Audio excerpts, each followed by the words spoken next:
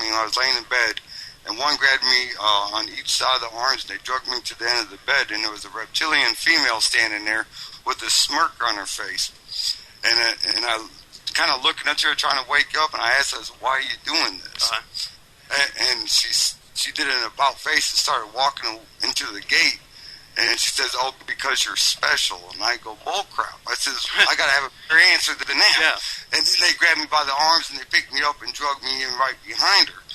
And I don't remember much after that. So, but you know, in my experience has been, I don't know if you've connected the Greys with the reptilians in yours, but from everything I've experienced, the reptilians I want absolutely nothing to do with, and have actually asked for protection against them because I don't like what they do.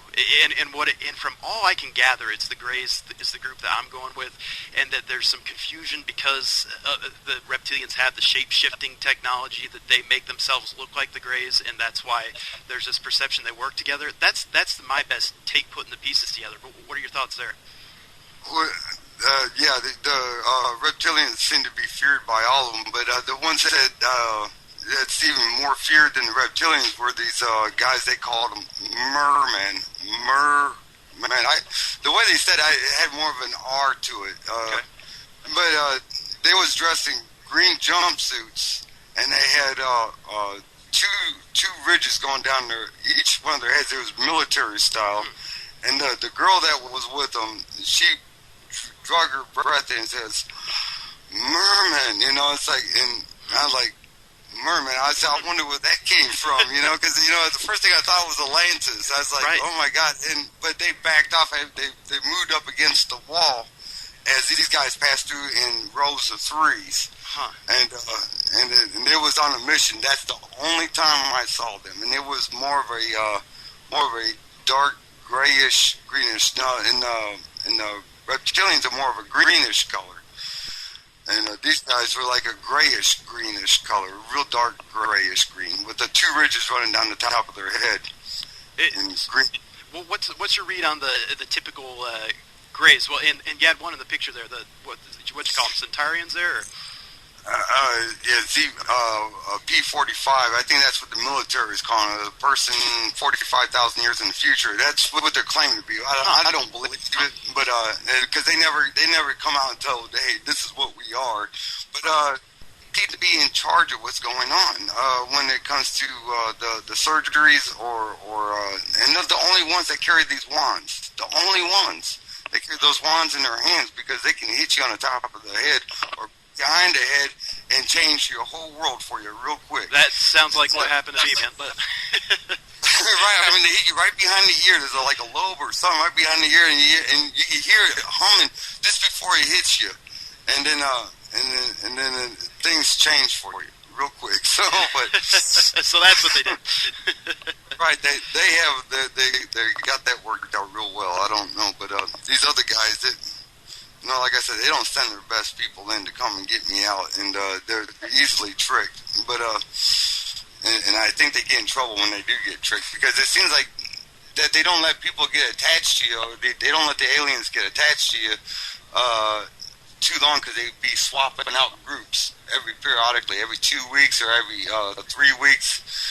But there always was that same one, like the one standing in my dresser. He was always there, but I think they rotated them so they didn't get attached to us or whatever. They do think we're really good looking as species. They really, and they do. I do know that they use us for labor. Okay, and they don't like genetic mess-ups and stuff like that. They eliminate those quick. If they produce a hybrid and it has some kind of genetic flaw, they eliminate them quick. Absolutely, and I've seen that too. And it sounds real cold-hearted and stuff, but having seen it before, it's just, and the reason being, of course, you know, they're mixing species together, so you aren't always going to get a perfect viable, you know, being. And actually, in the hybrids down here end up having a lot of miscarriages, typically for the same reason. But yeah, it's to eliminate, you know, birth defects and things like that. You don't know how long I wanted to talk to you about all this because there's a lot of similarities in what you're talking about, and I don't think every single abduction is exactly alike. No, neither do I. And then every perspective is different. But but darn, I mean, I actually got pictures of these guys, and I run out of patience with them, and I miss them when they don't show up. I get the same thing, and I get a lot of people who write me too, who know they're in contact. A lot of times, people have stress in their life or something like that. They'll just kind of let you be. The ones I'm around, negative energy, they'll avoid it like the freaking plague because it's contagious, and nobody really pays that much attention. But it's true. But yeah, I miss them too when they're gone. Absolutely. And now, have you seen the classrooms that they have for kids? That you seen? Oh, yeah. I know they tutor them, okay, and I think that they do digest us in a way of food nourishment, because our human body has everything in it to sustain life, and I don't think they let anything go to waste. Well, and I think a lot of it. I think it's certain groups that do that. I think there's some that do all that, and others absolutely don't participate in stuff like that. And I just don't participate with the groups that do this stuff anymore because it's terrifying. Similar type of stories that I have too.